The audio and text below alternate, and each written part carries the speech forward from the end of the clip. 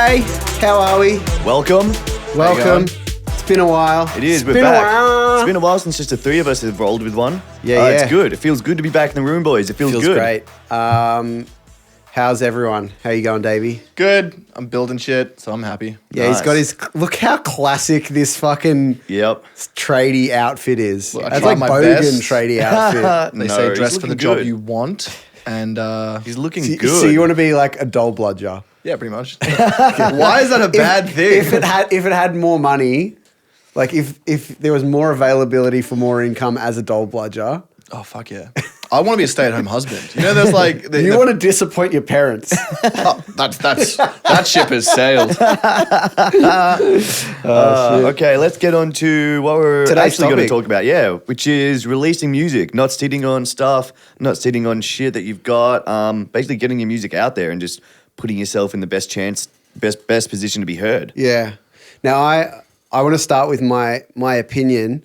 My opinion is, for the independent artist, the days of being a perfectionist are over. It is about quantity over quality. Kind of. No, as an independent artist, as a startup, first 5 years of being an artist, Yep. quantity over quality. That's my opinion. It's you can be a perfectionist and you can be good at your craft and you can have good quality, product. But the more that you release, the more you'll get noticed, and the more chances of you going to get in a Spotify playlist, get seen on YouTube, et cetera, et cetera. Yep. So, And even all the little kind of byproducts from that as well is you're just going to learn your craft and your art so much better by doing it. Like if you release, your first 200 tracks, which no one did because they're all shit. The first 200 songs everyone writ, let's just say they were shit. Yeah. By going through that process and putting them out and actually getting feedback from real people as opposed to your little circle that most people show their songs to and they get the same feedback. Like you're just going to keep growing and growing. And you're just going to keep getting better and better. yep. I would say that what's the word I'm looking for? Quality over quantity. You said quantity. Quantity over quality. It's good in the way of don't get super perfectionist with each song because then you're just going to stunt yourself. But it's like with the shit that the guys that I watch and like girls that I watch on YouTube and whatever, I like to see like progression. Yeah. You know what I mean? It's not just like, I released this song, I released this song, I released this song, and they all sound the fucking same in the name of getting quantity out there. Mm-hmm. It's like, when they're like sitting there and they're like, I found this beat and I fucking like this beat and I like I found this plug in and I've been playing around with this and I made this with it. And like He's they learning. kind of He's learning. that kind of like, I got to see The process. their excitement about making this song and then it's better than their last one. And it's cool to see, people that are YouTubers, for example, like musician YouTubers that have been doing it for 5 years, and you see the technology that they were using 5 years ago and how their workflows changed, how their songs have improved. Yep. People want to see technology. that journey with them. It's really cool. Yeah. But it's cool to even go journey. back and go, I wonder what they were doing 5 years ago. Yep. Like if you only know them from their new shit, which is like a lot of the time how it happens, it'll come up as like a suggestion or someone will share it on Facebook or whatever. And it'll be a newer video. Because of the way technology moves so quickly, everyone wants to be up and be constantly evolving and be with the newest technology. Going back and seeing how they did it, there's still value in the shit that people were doing 5 years ago, no doubt. Yep. And again, it's like I see it. One of the big factors that we probably haven't mentioned on a podcast before, so I'm going to bring it up, is in those early times, in those early years, which is usually when artists are most harsh on themselves and like, I don't want to put this out because it's not ready, or they come up with all these fucking bullshit excuses. But the big underlying thing is, if you haven't put out a hit, like a solid fucking hit, it's like, who are you to say your ears judge that? Like, let someone else put it out there. Like, you never know. Like, fucking Post Malone uploaded a track to SoundCloud, literally went to bed, woke up the next morning, and his life was never the fucking same. Yep. Like, he just uploaded SoundCloud. What if he didn't put it up because he was like, I kind of didn't like how my verse sounds in that, or like, fuck it. If unless you get to the point where your ear is so tuned and you've worked with so many artists and you know exactly what's going to hit and what sounds in what markets. But that's the thing, you wouldn't have because you would have been making beats in your bedroom. Correct. Yeah. So it's like, who are you to stop yourself from being in the position where someone's going to hear you and that could possibly show to someone else whose fucking body works with this, and then Who are you to be the voice of the public? Yep. Yeah, exactly. you cannot be. You can't. if you've been stuck in your bedroom judging your music based on what you think everyone wants to see, you know, unless you've got your finger on the pulse to a T, which is so rare. Like, obviously some people do. And if you do, like, the result will be there. You'll release a track and it'll be a hit. Then you'll release your next track and it'll be a fucking hit. Yeah, and you're more likely to You'll not know be it. the person that will hold themselves back because of their Like, you'll know it. preconceived ideas. And So is that coming from like, even 10 years ago, I'm going to say, like when you got an album or an album got released or something, it had gone through so much production that it came out and it was like fucking amazing. It's like, oh my God, every Still song on this happens. album, which still happens. Yeah. But now, like, if you're listening to your favorite band in whatever genre that you're loving, and you're comparing yourself to that amount of production with your thing that you're making in your bedroom, you're like, I'm not going to release this. This is shit. It's like, well, that's a, you know, They had a couple of $100,000 budget and fucking big you're name holding yourself to a producers. standard that you are not at. Yeah. You're just not there That's yet. a very good fucking sentence there. Holding yourself to a standard that you are not at. That's probably a trap that a lot of people fall into early on. just like get it out on Facebook even. Like, Just put it out, man. And Yeah, be open to criticism. Like, fuck, dude, who cares if someone on the internet says you suck? Who gives a fuck? But if you're able to cipher through the fucking bullshit, you know, people who just troll and the people who are actually giving you real feedback. Like, there's people out there and there's Facebook groups and communities that'll give you genuine feedback about your tracks. You know, we run artist workshops where we help songwriting. If that's something that you think, you know, can be improved, there is people out there to help improve your skills. But it's about collaborating with them and being open to have that conversation. Being stuck in your bedroom's not going to It's not going to do it, yeah. Which everyone's done it. Like, I don't think there's anyone who's in the industry 100%. who hasn't done those first 3, 4, 5 years. That's where the in the learning bedroom happens. with YouTube. And it sucks. Like, it's hard on your own. There's better ways to do it, I guess, is what I'm fucking getting out of this. These days, I feel like the community aspect of things has gotten a lot stronger in the past 2 years. I feel Even that the as past well. 1 year. I really feel that as well. Really jumped up. Like, Yep. you know, people are wanting to reach out. People are wanting to get out of their bedrooms. They're wanting to, like, we've had 2 events here and both of them, like, we've had at least 50 people in both times. Yep. None of them knew it. Like, so many people came by themselves. Like, there was a just few to people meet that come in people. groups, which is even cooler because it's like the group wants to meet other groups. They're not being insular. They're not just hanging out by themselves in their own clique and stuff like that. But I'm amazed at the people that have come out by themselves, met people, shook our hands, just like first thing, hey, I'm whoever. Yep. You know, it's so cool. I just think like I didn't have, I mean, it might have existed, but the awareness just wasn't there when I was younger. was Like the when same, we were man. 18 years old, 19 years old, wanting to play gigs, there just wasn't that outreach for it. It Yep. was literally, I've got no fucking idea how to do it. These days, if you look, you'll find. Yep, you'll find it, definitely. And I think even going back, that sense of community, I've definitely felt that in the last year or two. Just everyone is really down, you know, in a positive way to help each other and build each other up, which I think is good. It's just growing. I'm excited for what that's going to, like the fruits that's going to bear, you know, with like a bunch of really talented people working together. Because like it'll eventually, something will come out of it, some sort of culture or some sort of, you know, It's already happening, new man, sound like- will come out. And I'm excited to see what that is going to turn out to be. Yeah, well, even something, a place like this, like Marshall Street Studios, you know, as we kind of go down, it's progressing. There's, you know, multiple labels working out of it. It's becoming that creative hub, which just allows you to talk to different musicians. You can actually see how other people distribute and release their music, and just get you out of that little, your mindset that a lot of people are stuck on, or not stuck in, but once you're around one genre, whether it be hip hop or metal, you kind of get used to what's accepted or the norm. So just by being around someone who's completely different, not the expand your genre, mind. and stuff that's normal to them. So they're like, man, you know, we fucking might release this way with these stories on Instagram and this is how we go about it. You're like, fuck, you know, it can be a completely different method that you've done. And there's always bits and pieces you can pull from it and apply to your own music. Yep. What do you think, like, say you're someone that is wanting to, and I know we kind of touched on it, the fact that, you know, there's Facebook groups and things like that these days. Like, if I'm trying to picture myself as if I was in that position where I'm literally starting out, I've never, you know, reached out. I don't know many people that play music, that write music, but I'm someone that really loves it and is really getting into like creating my own music. Like, what do you think, like, are the best ways to start? Like, the first things that you can do. What do you reckon? first thing to do, probably find a way to meet, but going to shows, to be honest, I think the human interaction very early on is a big thing, because just because you haven't been exposed to it, you don't know kind of what you should and shouldn't do. And I think for that reason, it's easy to get trapped in your own head and your own thoughts when you might just be running around in circles or spinning your wheels. So I think hanging out with people who are maybe a little bit ahead of where you want to be or are where you want to be, and then just being a kind of a sponge and absorbing what they have to say and what they're doing.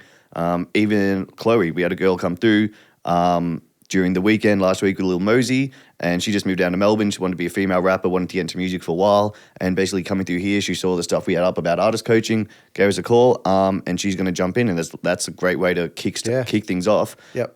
Because you're going to get the right advice, you're going to get guidance from people who have been there and done that. So it means once you go to put in all this mental energy and financial contributions towards recordings, it means you're going to put yourself in the best position to get something out of it. I've got something on that. You mentioned the word financial contributions, and what I was thinking about is when I was younger, and and I know you did it too. Like, we went to TAFE, we went to study what we wanted to learn, and that was kind of our way of getting immersed in the world of music and being around people that may not have the same interests in us and things like that. And that is a great way to do it. It's also an expensive way to do it if you're going to like JMC, SAE, that you're paying $20,000 a year, a lot of money. Yep. And sure, it's great, and you get some great advice, and you get the foundations of how to start making your own music, how to be a producer, all that sort of stuff. But there's other free ways of doing it, or cheap ways. If you're spending $5 a week to go to a gig, $5 a week, you 2 coffees and you've already spent more than that.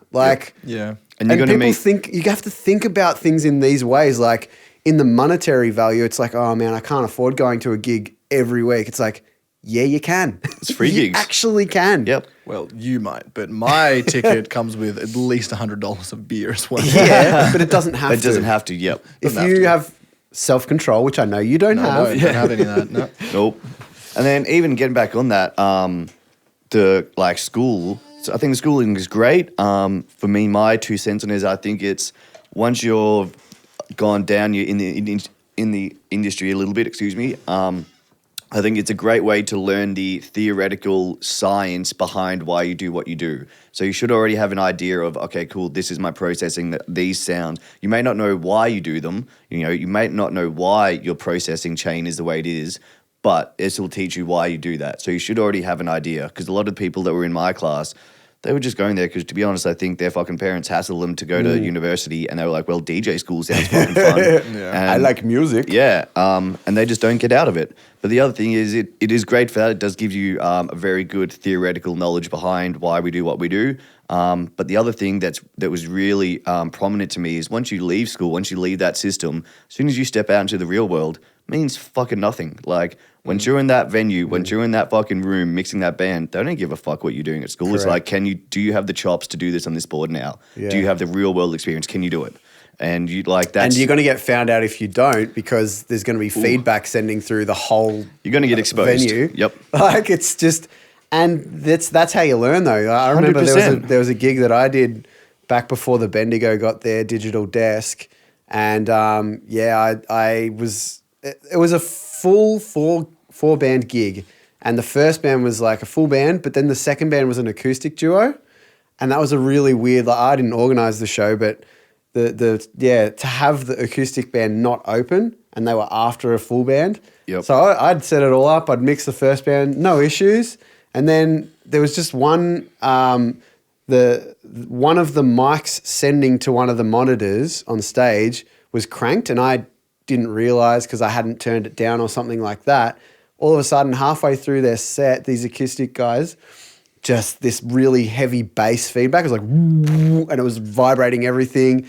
Everyone was like, shit, what the hell is going on? And I was like, pulled all the faders, which is a bit of a rookie move anyway, but because you kind of want to isolate where it is. But I was panicked, and I was just starting out. So I pulled all the faders. It was still going because it was sending to the monitors and not the front of house. And I was like, fuck. I ran up on stage, killed the PA, And then it stopped, of course. And then I went back to the desk and I was like, ooh, there's that knob that's all the way up. and that's just going to happen. That's how you learn. That's a learning curve, yeah. And I would never have learnt that if it hadn't have happened. Yep. And it was a good way for me to kind of go, okay, I know what to do next time if I get some weird feedback. Yep. Make sure I'm checking all the monitors, all the sends. Luckily, these days, digital desks are a little bit easier to navigate and visualize kind of where things are going. So it's a little bit easier. Obviously, if you have no idea how to use the desk, that's going to be as tough.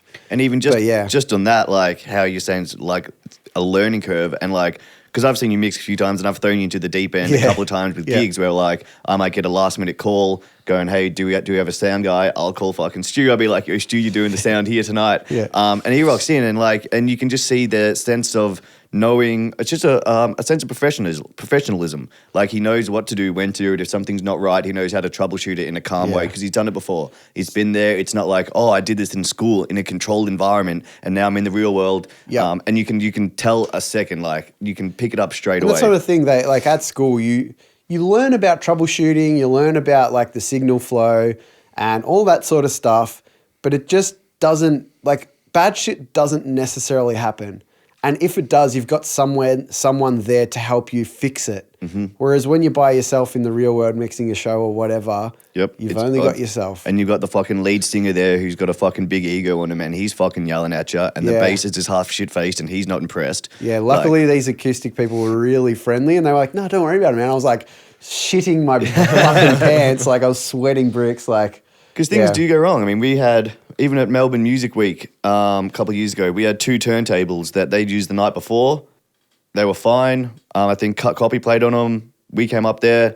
First one was fucked, had a ground issue, went through, we got another turntable. That one was fucked. It's like, the dude's like, man, we used these like 12 hours ago. Sometimes shit happens. And yeah. Electronics is difficult because it's all, like it's like it is happening or it's not. Yeah. Like it's working or it's not working. And how do you fix it? Cool, you have to go through the signal path. You have to go, is it the microphone? Is it the lead? Is it the desk? Is it the compressor that you've got in there? Like all of these little bits of the puzzle. What I'd say about the education thing is like, school isn't a place that they're going to teach you the real world stuff. They're not going to be like, this is going to go wrong at some point and you're going to have to know how to fix it. But they're going to put you in an environment where if you want to learn this shit, they've got equipment, they've got rooms, they've got spaces. You can learn that shit there. That's really what depends on a good teacher at the same time. Yeah, and a great teacher. Like my advice of just like going through the education system would be 1, don't go to RMIT University, it sucks balls. And 2, you might have to. Is if you're not like kind of obsessed with this shit, and you're not going to put in that extra bit, then you are wasting your fucking time. And that's what we say to people that are interested in artist coaching, you know. It's like, yeah, cool, we provide it. We are passionate about it. We want to help people. But if you're not willing to put in hard work in the music industry, you are, up shit creek. Like someone else will beat you. It's just going to be too hard. Like, but you've made it that way. So I guess I want to come back to that, to the original topic of, we want to address the thing of these days, it's worth releasing as much content as you can. You're holding yourself back and things like that. So if you're doing it out of fear, that's totally understandable. That's probably the main reason, I would say. People stopping themselves out of fear. I think people are going to not like it. I think this, I think that. You're stopping yourself for no good reason apart from being scared of what people are going to say.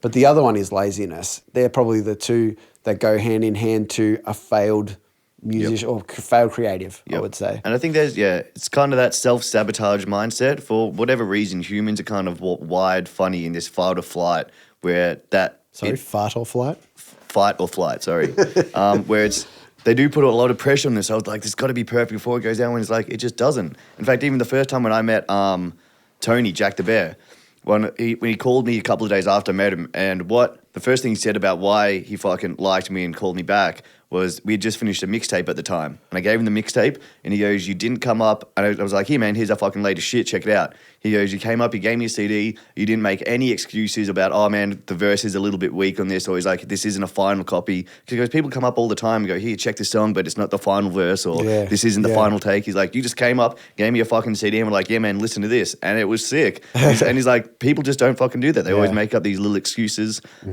So it just goes to show, man, back yourself in, be proud of what you do. As long as it's the best you can kind of do at this point in time, this snapshot picture of where you are now, you know, you're always going to be better in 2 years, but put it out. You never know. There's something special about being a creative and being able to create things, you know, being artistic with your stuff. You know, there's a lot, and myself included, I always want to emulate all of my favorite people. Like, you know, I'm guilty of that, like guilty as fuck of trying to imitate shit, and I still do it. And it's like, and I have to tell myself that there's something good about creating something that no one might have heard before or might be unusual or not like or something like that. Yep. There's something special about that, and I don't think, again, we don't embrace that enough. And that's why the people that are doing something new and you hear it for the first time, you're like, what the hell is this? This sounds so different. Like Mars Volta, the first time I heard them, I was like, what the hell is this? And I have to listen to this more.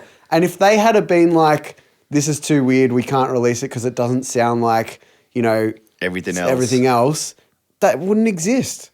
So I don't know. I think there's something about like embracing just being creative and having faith in, there's a reason why you came up with that in the first place.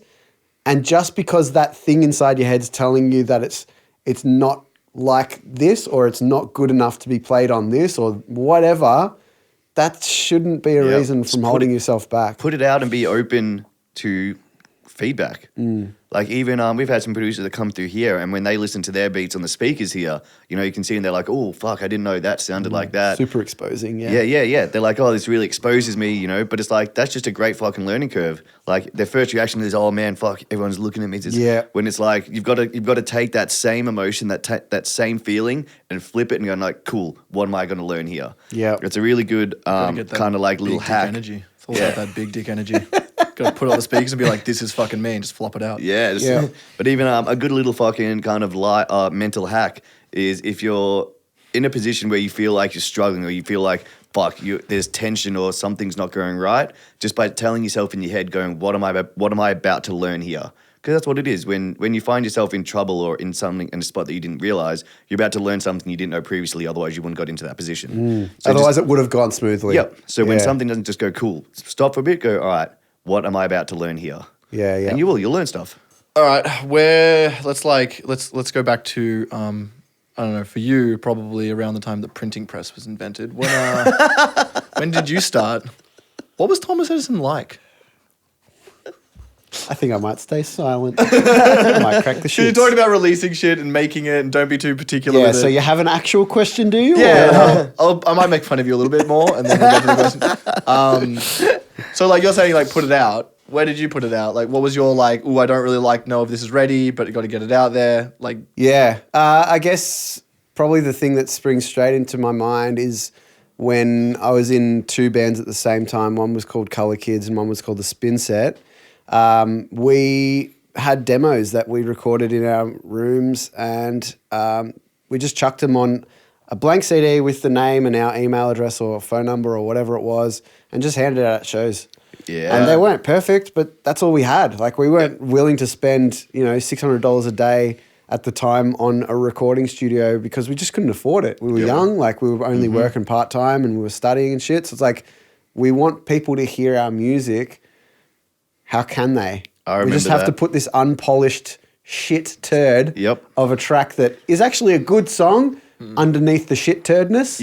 Or it's a decent song, we think, So, yeah, I guess that's kind of... Did you get any emails or callbacks? Yeah, I mean, we got...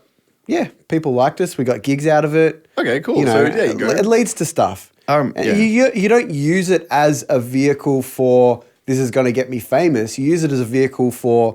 how can I let this lead me to the next stage? What I'd say, like, the modern day equivalent of that, I don't know, maybe Facebook. You just, like, chuck your phone up in front of your face, you do your thing, chuck it out on Facebook. Stories. It's not polished. It's not I mean, know? these guys do like fucking DistroKid, Ditto, like independent artists can have their stuff up on Apple Music, on Spotify in fucking 4 Yeah, days. for a smallish amount of money. Yeah, for very reasonable. Like even back, I remember back in the days of like CDs. That's what we used to do. We had I think we had 3 demos. You know, we saved our asses off. We fucking went and recorded in this dude's shitty fucking garage. Got these fucking demos, and then it was burning them to CDs. We had a little CD fucking label maker so you could make the front cover. We'd stamp them and then send them out to fucking bands, like managers, shit like that. It was the actual CD mailing out. Yeah. Yeah. I think now you were talking about Lil Mosey before. We had Lil Mosey come through the studio. I'd never heard of him before. I'm neither did going I. to put it out there. I'd never heard of him. But, you know, just by looking online, you can see he's got quite a following. Yep, just dropped Live a track Nation. with Chris Brown about a week ago. Yep. G-Walk. Yep. And so you can see like he's got a following in that kind of, I guess you'd call it R&B infused hip hop, I Yep. guess. But he came through. He's 17 years old, this guy. Like, you know, And works like a fucking beast, man. Like Yeah. so much credit to this dude coming Fucking in. hell. He was in Melbourne for 2 nights. Spent both of them in the fucking studio till 6 a.m. Like did 6 fucking demos. And again, coming back to what we're talking about releasing it, like this dude is 17 in Melbourne for 2 nights. He's got a show. He landed in Melbourne, comes to the studio, tracked all night till 5 a.m., goes back to the fucking apartment, sleeps, does a show, comes back to the studio, records till fucking 6 a.m., jumps on a flight, goes to Brisbane for another show. Yep. Like in that time, most people could have gone, I'm going to go to the club or hang out after the shows. He got fucking down to business, went to the studio, got 6 demos out of it. You never know what vocals or what hook or what those tracks is going to lead to his next one, which comes out on this album. Like it's just those little bits of consistently Just doing work, it. man. Holy And that's the crap. difference. Like, fuck, man, the dude was 17. Imagine doing that, being on tour in Australia, other side of the country, Yeah. other Realistically- side of the world. Sorry. He if you was want to driven. do it these days, like that is a prime example of how it gets done. Yep. Someone that's young, that's not holding themselves back. Yep. I did not hear him once say, "Oh, this sounds crap." Like he just didn't do it because he's like, "This is a process." Like, Yeah. and you know, he's super talented. I'll give him that. Like he would go into the vocal booth and just smash out demo after demo and just like, and it sounded like a decent song at the end. It was a demo, but like it's like, if he had have gone, oh man, this song's not working the way I want it to. I never got didn't any hear of that. that. Nah. Did And there not was hear none of that. this, he made just no did it. excuse. He was like, cool, I'm recording right now and Yeah. this is what I'm doing. And he's proud of it. He's onto it. He wasn't like, oh, this is the next shit. That's the thing. Like, He was there wasn't humble. that feeling super of humble. like, oh, this is fucking amazing. This is the greatest thing anyone's ever heard. It was like he's just getting it down. Yeah, it's like just it's getting it down. done. It's out there. It's in his portfolio. He can be like, and, oh, I've and he's got a a song with Chris Brown. Like, Yeah. you know what I mean? Like that's something that he can say because he has that work ethic and he just does stuff. And Yep. I don't know him apart from those 2 days. I don't know what led to this. I don't know what it's going to lead to, but nothing's actually stopping him from doing it. And that's realistically in this day and age with the access to technology, nothing should hold you back. You're the only Yep. thing. Like this dude's on the other side of the fucking world. He'd have his manager on fucking speakerphone, get him to send through a beat, lay down some hooks, like just the workflow. Most people would find so many speed humps and stop signs to stop them from doing what he did. Yep. That's And all he we- just went about his business like it was nothing. Because it is. At the end of the day, it's his job. Yep. He is signed to a major. He's on Interscope. So he does have, shit to do. Responsibilities, He's yeah. got responsibilities. And he takes him in stride and just fucking went with it, man. So massive fucking And I learned kudos to him. a lot from that session as well, with Junior and stuff. Like, just learning that new workflow, and I'm not really exposed to that world that much, kind of.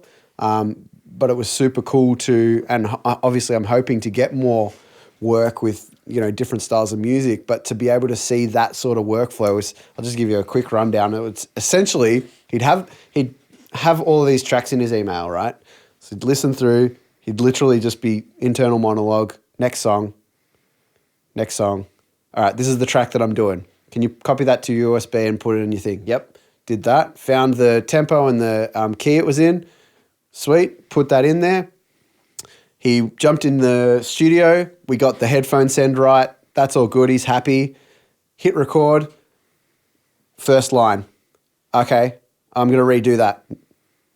Yep, I'm happy with that. Next line. Yep. And then until the song's finished. And just kept going. And then just listen through. And then it's like, yep, I'm cool. And that's a demo. And that's a really cool way to get your ideas on the paper. The focus was intense as well. He like went in there. He turned the lights off. Yep. And he's just like Most do. there to work. Most artists do. They don't like the light on. But like just straight up into the booth, didn't come out. Yep. Super cool. Yeah, man, it's awesome. It's a fucking dope experience. But yeah, man, just to see someone on that level and that pro level and how they go about their business, and at that age, really impressed me. Yep. And that song with Chris Brown's really gonna hit. The joke is Chris Brown beat Rihanna. Didn't have to. Nice. Didn't need that part. Didn't need to go there, but he went there. So anyway, getting back, one thing, can you fact check for me, Davey? When did DistroKid and when did they pop up? When were independents able to service themselves? Reverb Nation, I was on first. Hey Stu, what's your password to your personal computer? I'm not going to tell you. Just say that. Yeah. But did they allow you as an independent artist to be on all the platforms? Yeah.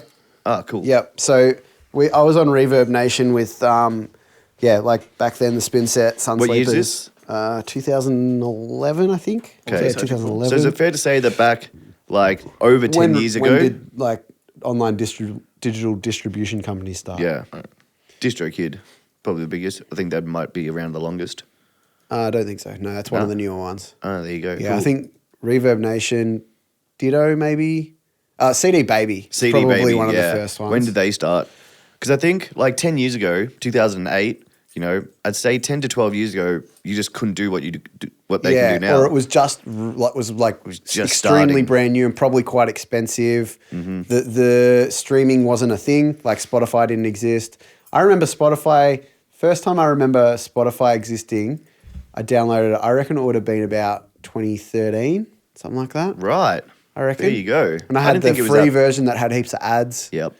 Like, yeah, and so as soon as that sort of stuff came in, the streaming platforms like Pandora was a big one when it That's started right. because it was radio, so you couldn't control what you wanted to listen. You just had to choose like the genre of music that you wanted to listen to. Yep. Like so, you'd chuck on a punk rock one, and it would be whatever comes on. Yep. You can skip a song, but you only get 5 skips per that's hour or right. some shit. Yep. But then Spotify comes in, and you can choose your songs, and that's changed the game completely. Yep. As And- like and that video since we were then- watching, like the fact that for what, fucking $10 a month or $0 if you want to put up with an ad, you have access to every bit of music that's ever been released. Or that they've transcribed to CD. Yeah. But I heard another fact the other day. Crazy. That's crazy to think about. Crazy. I was watching a video. I think it was Ill Mind and some other dude. Sick. And they were talking about how they cut records and how they create tracks and stuff like that. But they were talking about how it's still super important if you want to be a producer in the hip hop world or the dance music world to go out and find records. Like you would have a lot of experience with this, and because apparently there's like 95% of the music on record has not been transcribed yet, and it doesn't exist digitally yet. Sick. Something crazy. That could be wrong, but it was very high. It's Right. like, man, there's so much music in record stores that records that just man. have not been transcribed yet. Yep. And that was my producing fucking method. Yep. Like I'd go down, listen to some records, find something. Usually it's like a lot of the Japanese stuff has really dope drums, the little drum intros. Yeah. Record that, play that into the machine, so you've got it all on the pads. Then just use the other machine sounds, and you're away. Yeah. And it was super. And you and even going through that process, you meet people like Northside Records on High Street. There was a point there I'd roll in. The dude knew me there. And he'd keep an eye out for stuff. He'd be like, "Oh man, fucking, I know That you will DYE. I like know your this." sound. Yeah, He's like, yeah, I yeah. know you're gonna like this. Yeah, that's cool. So it's just like anything, instead of sitting in your room on your own and letting Totally. you just fucking get out there, talk to some people, and that's when Magic. magic happens. Yeah, Totally. This is some cool facts. Okay, so Hit this us, is fucking Chris rad. Brown.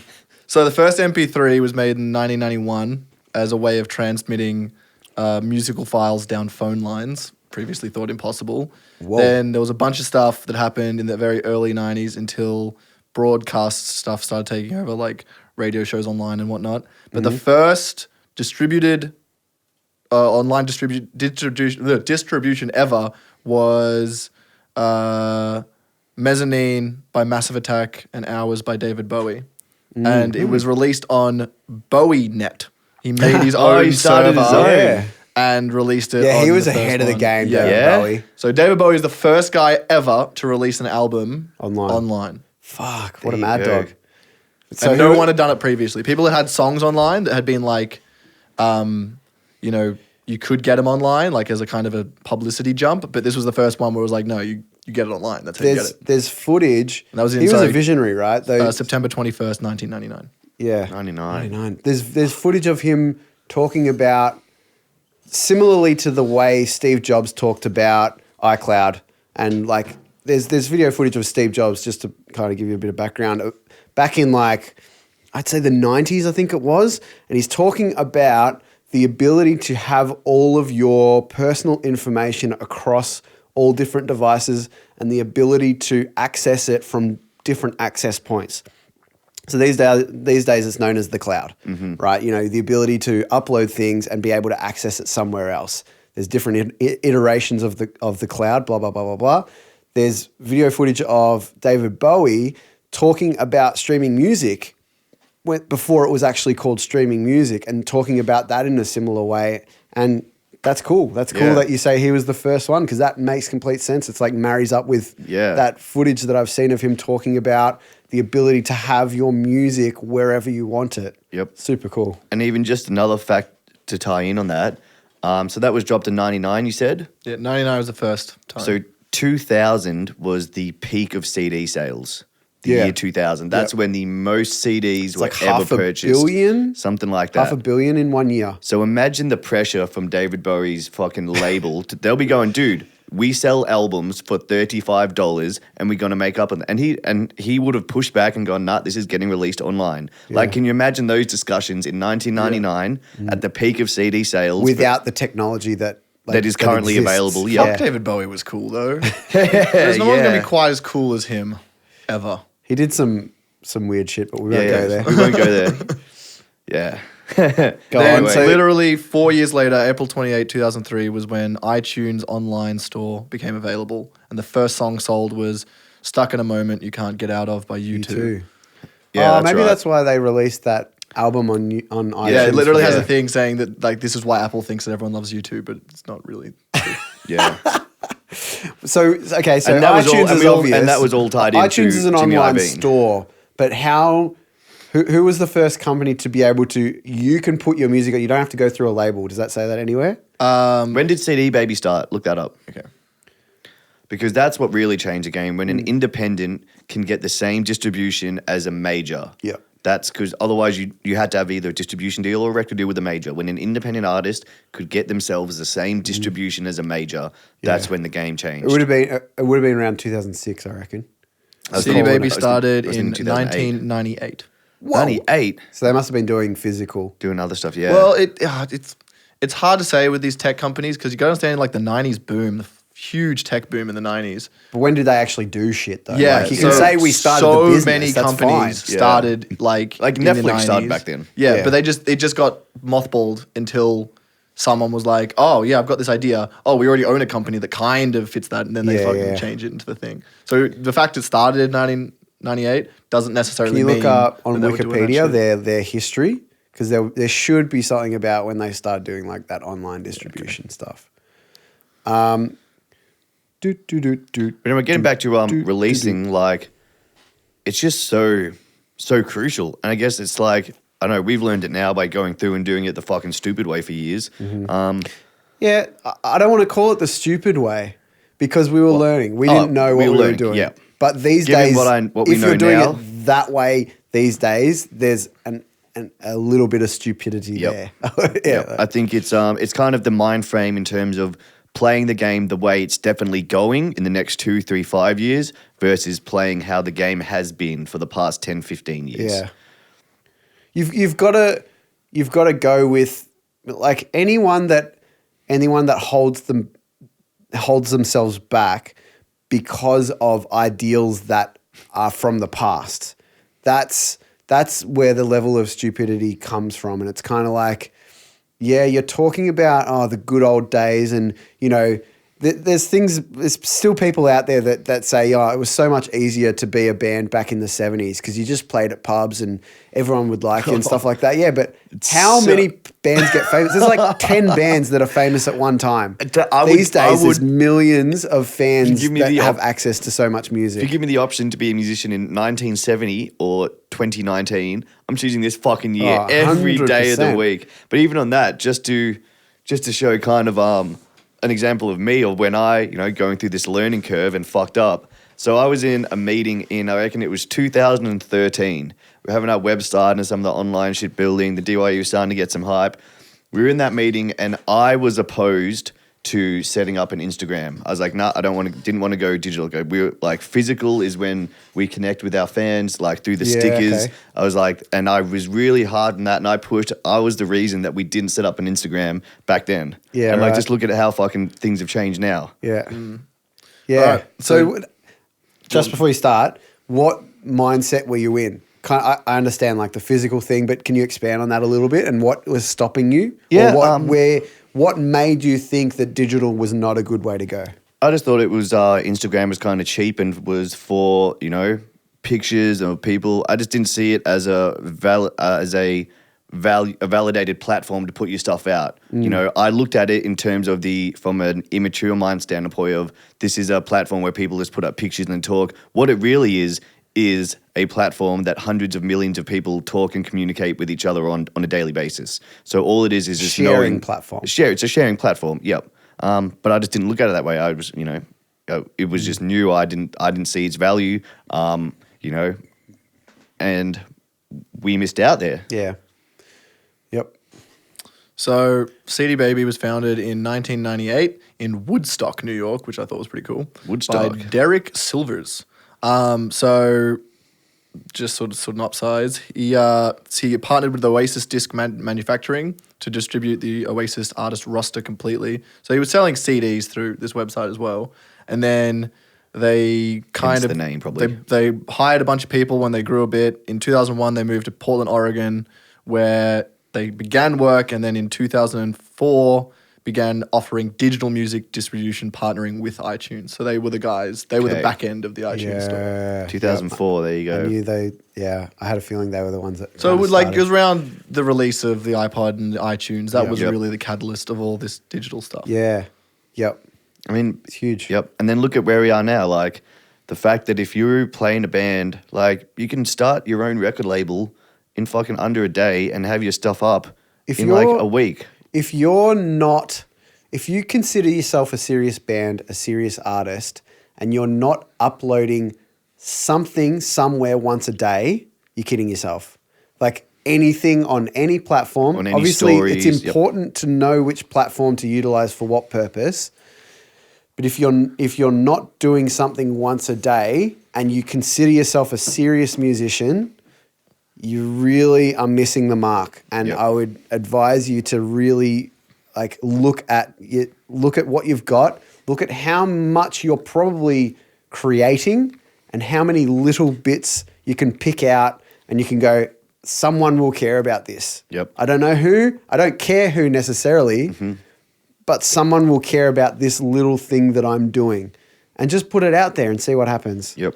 I think a big thing that I don't know, I feel like we've spoken about this before, is that artists are getting younger and younger. Like, you know what I mean? Like, the dude that was here was 17 and he'd worked harder than most artists I've seen.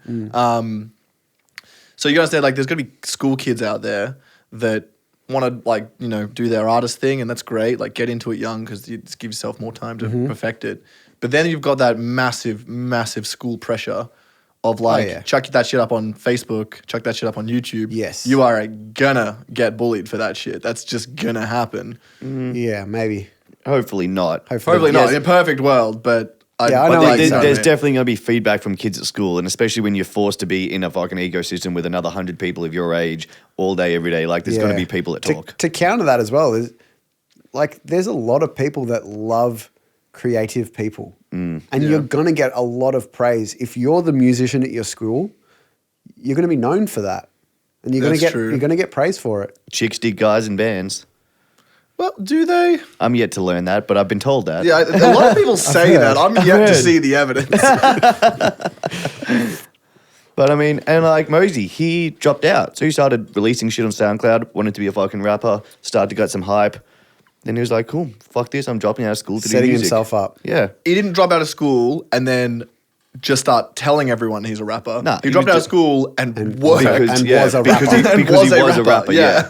Yep. This is, and it's funny that you're talking about the age of people because music is a young person's game. You know, there's more, I would say percentage wise, there's more famous musicians probably under the age of 40 than there is over.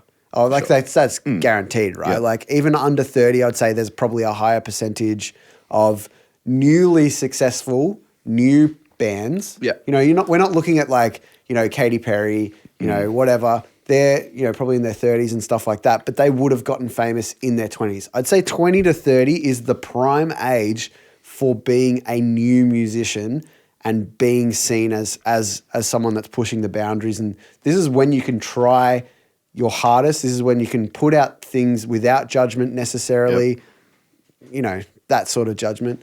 It's like, that is your time. Yeah, that's your time. Learn all that you can in your late teens and your early 20s and just start putting stuff out.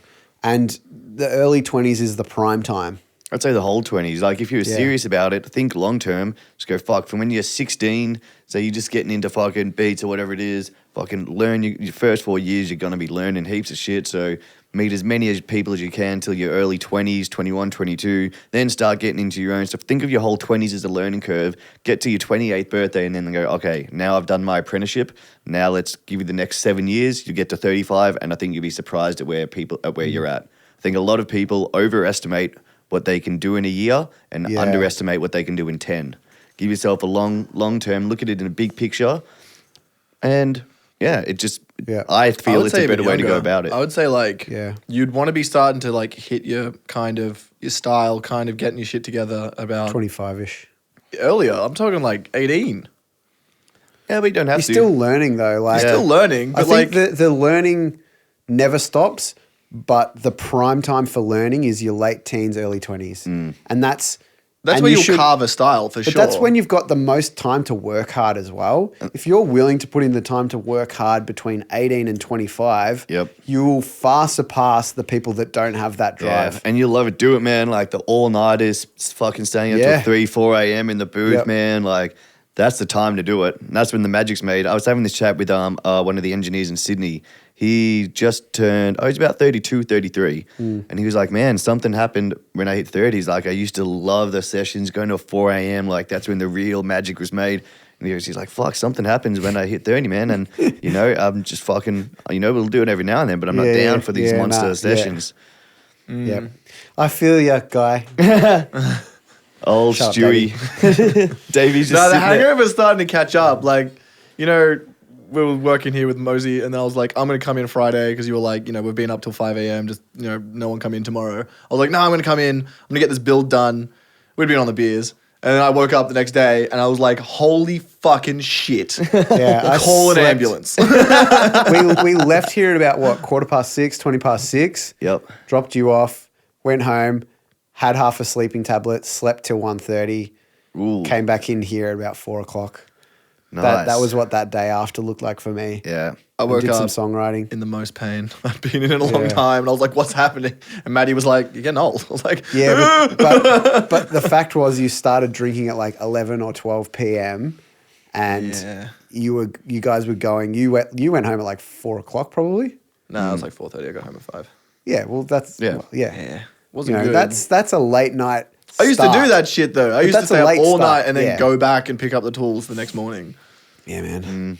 The early days is when that's the prime time and just push the boundaries, man. Yeah. Just work, Find work, something like work, if you can work. find a crew. You love it. Yeah. Like, not that I have regrets because everything leads up to where it is, but I saw it. Did you see that glint in his eyes? I saw it. I saw the existential crisis seeping in. not that I have regrets. But if I had my time again, I would have just pushed music so fucking hard. Oh, the and it is what it is. Hourglass. But I'm here. I'm here now, and this is the fucking time for me. Exactly. Like, Now we're back. This is where I like, and setting myself up. Yep. Yeah. I love that we can make a 30-year-old have an existential crisis at this business. It's my favorite thing, isn't it? You guys, you'll see it. Yeah, and I guess, see, I kind of I was obviously in construction before getting into music, but then once I got a taste of it, once I joined the DYE and started learning off Matt, I remember the first time, like, he opened Logic, I was like, whoa, what the fuck is this program? Like, man, you can change this, and he showed me an EQ, and I'm like, damn, it's just mind-blowing. Yeah. Like, you can do all this shit. See, I was late to the game. I was 21 before I even knew what Logic was or had opened it. Yeah. But then from 21 till pretty much 27, like, that's just that's all I did. That just consumed me. Yeah. Like, I didn't fucking date. I didn't do other shit. It was all I wanted to do was tunes and get better at tunes. Yeah. And then That's good. That's a good timeline. that was good. Yeah. And then then worked fucking for a few years on this place, getting it to where it wanted. And then now it's kind of like, cool, all that huge learning curve, the last fucking 8-9 years, this whole learning curve. Armed yourself with knowledge. Now I look at it that I'm going into the 30s, that 10-year run between 30 to 40, like, that's when I'm like, cool, this is my time. Davey, when did you start your music career? I played the recorder in grade 3, and I was kicked out. And then I was like, perhaps music's not for me. And then here you are. And Dad gave me a VB for my 10th birthday. Good job, son. And my grandpa bought me a set of drills. And now I build shit and work for you. At a music studio. At a music studio. Yeah, see, it all leads to music. It all somehow. gets back.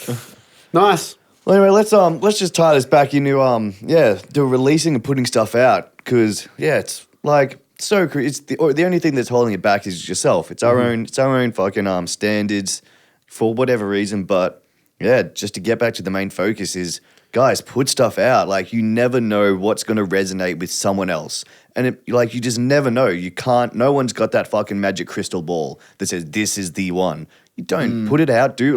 Obviously go about your craft and your songs in a good professional way. Be the best that you can be, and then put them out. Yep. But once you get to that 80, 90%, that's where most people stop. They've done the hard work. Yeah. Really. They have. They've written the songs. They've probably recorded it. But then they get to that stage where they're like, oh, it just doesn't sound the way that I think it should, or it just doesn't have something. It doesn't compare. It's like, that's the crucial time where you go, let's tie up all the little loose ends, the little ones, the small ones that you can fix, work about making a better song next time. Yep. Yeah. Don't stop yourself. Yep. Don't hold those tracks in your computer. Yeah. No. Just chuck them Put 'em out, out. man. Like, if they're 80% and you're happy and, there's a few little things, fix those little things, chuck it out. Like, just put it out there, man. Stop holding yourself back. And then be real. So if you're like, oh man, I think my mixing just isn't on point, and you think that's a weak spot, get some help. That's then a it's good like point. then it's like jump in, Really go good jump point. in a session here, find a buddy who mixes or who's done a good mix, work through with him, and you're gonna get better. Yep. Take it. Yeah, that's a really good point. Take it to another songwriter. If you feel like something's missing from the track, go, okay, this song's cool, but it's not what I thought it would be. I had all these ideas in my head. Collaborate with someone else. Work with another songwriter and be vulnerable for them to give you honest feedback and say, this track needs X, it needs Y, it needs Z. Then take their criticisms on board and do it and just see what happens. And yeah, if it's a mix thing, take it to a mix engineer that you might have to pay a little bit for. Try and find someone that has liked what you've worked on. Send them a track, see if they'll give you feedback. They don't even have to do any work on it. They might just give you a couple of points, and then you can fix that without even knowing what the problem was in the first place. Yeah. No, definitely some good takeaway advice there.